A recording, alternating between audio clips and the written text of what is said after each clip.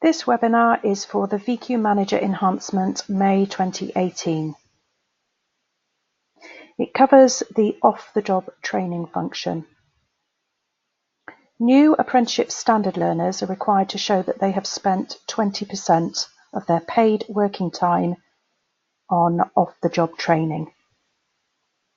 In order to add the different areas to the ePortfolio, the Centre Administrator, either for users already created or when a new user is added, need to add the working time to the learner's profile.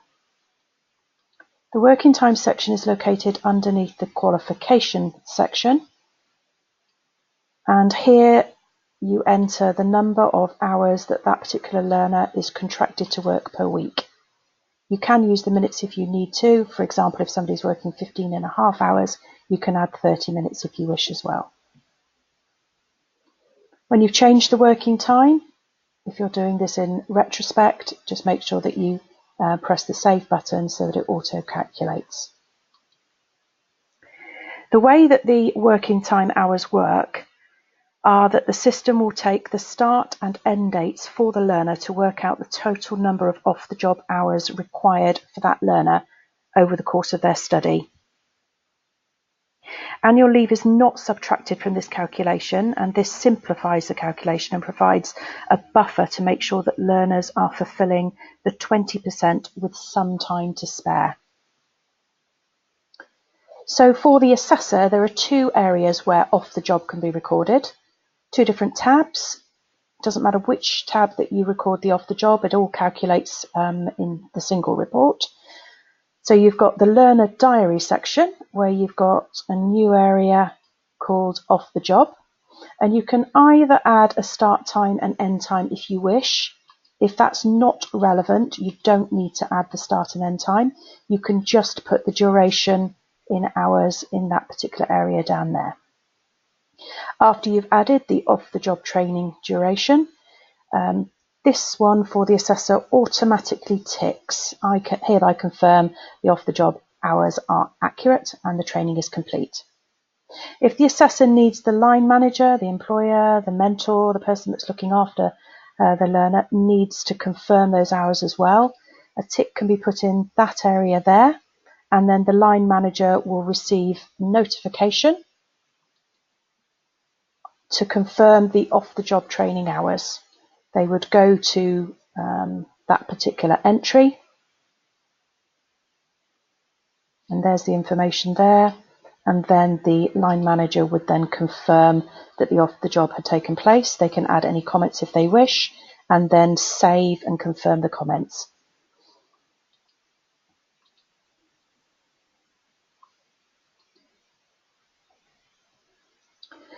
So once the hours have been added to either the diary entry or the activity log area, the information will be recorded in a new column of the summary in both the diary and the activity log area, showing how many hours of off the job have been calculated. For the learner, it's almost identical. They can add off the job to the learner diary area, and we can see the new area off the job underneath. And they would complete this in exactly the same way as the assessor did. They would add the hours there, and then they would tick to request the assessor to confirm those hours. Until the assessor has confirmed the off-the-job training hours, they don't count towards the total number of off-the-job. If the learner requires the line manager to confirm the hours as well, again, they can tick that box there, go to the bottom and save, and then the line manager and the assessor will both get notifications on their to-do tab to confirm the hours. As normal, if this is not the end of completing the diary, if they wish to go ahead and create evidence out of it, they can still do that. This will still record and save.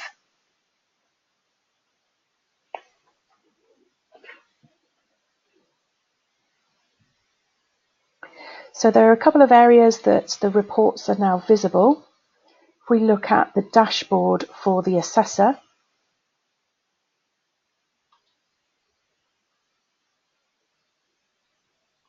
There's a new chart here called Off the Job Training.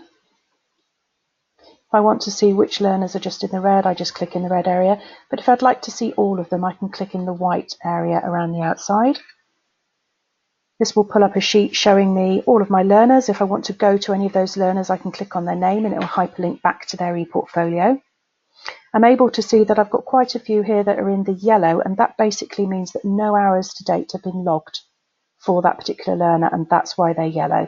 The computer's not able to calculate whether or not they're on or off target because clearly they haven't added anything already. The second column is the number of hours that they should have recorded to date, and therefore whether or not they're on or off target. And then this column here shows the total number of hours which are required from the beginning of their first qualification to the end of their last qualification, how many hours they need to calculate. In the learner progress summary area, the report here will show, I look at Honey Rose. Here, for example, we can see that for off-the-job training so far, she has done 42 hours of the 384 expected.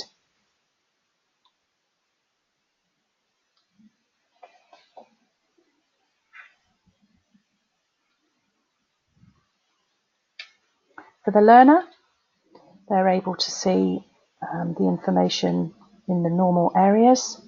So in Home, My Progress Summary, there's a new section, Off the Job Training, which will show whether or not they are on or off targets to complete all of the off the job by the end of their qualification. And again, there's a summary there, how many hours are required, how many they've done to date, etc. In the reports area for assessors, IQAs, EQAs, other system users, line managers, and also centre administrators, there is a new report which is located in the Progress tab, and it's called Off the Job Training. If we look at All and then View, this particular report will show us exactly how many hours to date for the whole of the group of learners that we're looking at. So for a centre administrator, that would show all of the learners in the whole centre. The final area where some reporting is available is for the assessor, and that's in the Progress Review tab. When you create a progress review, previously it always stamped the progress of each of the qualifications for the learner. This now includes off the job. So when you go back and have a look at a progress review that's already completed, we can see that progress for the 3 qualifications that they're doing is here. And then off the job training is also recorded in that summary as well. So when you come to do the next progress review, you're able to see progress not just against the qualifications, but also against off the job training.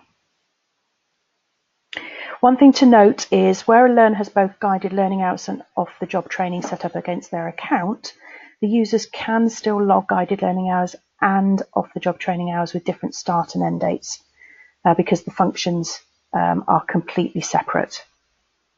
Any existing guided learning hour function will remain as is, so if you wish to continue to use it, and all the old data is completely left undisturbed. Thank you.